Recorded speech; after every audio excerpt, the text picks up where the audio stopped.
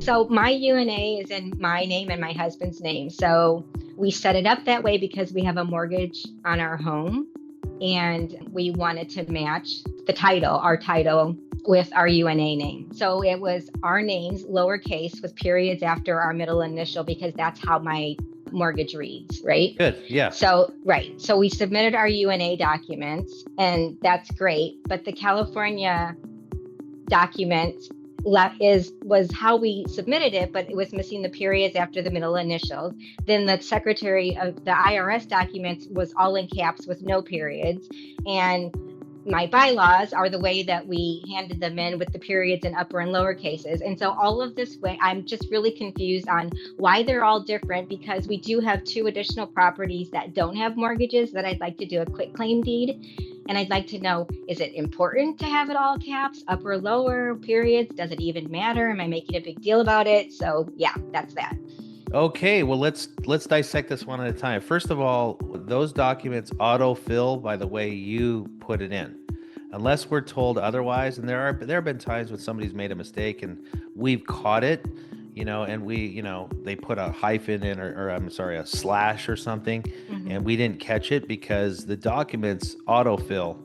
When you get the form to fill out your UNA information, it just autofills for us. Now, when we go to the Secretary of State, generally we do upper and lower case, and I'm not sure if that's probably the way you entered it. But with the IRS, they don't allow the period. You can't put a period with the IRS. That doesn't exist. In fact, another thing is like somebody registered the fishing hole. And so just to answer your question, like in this way, the fishing hole, okay? So we go to the Secretary of State and we get the fishing hole. But you see, the IRS doesn't allow the word the in the very beginning. That is not a stumbling block whatsoever. It's well known that the IRS doesn't allow these certain things. Okay. So yeah, they're going to just enter it the way it says on the Secretary of State. That's good enough for the bank, the EIN number. And yeah, there's not an issue there at all. Okay, so the EIN number, the IRS letter, it came back all capital letters with no periods because you just said they don't allow periods.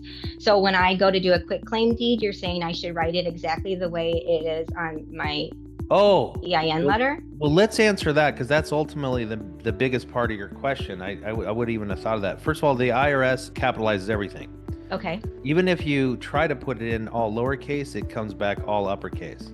Okay. You know why they do that too? Part of the reason is all uppercase designates a fiction, a legal fiction.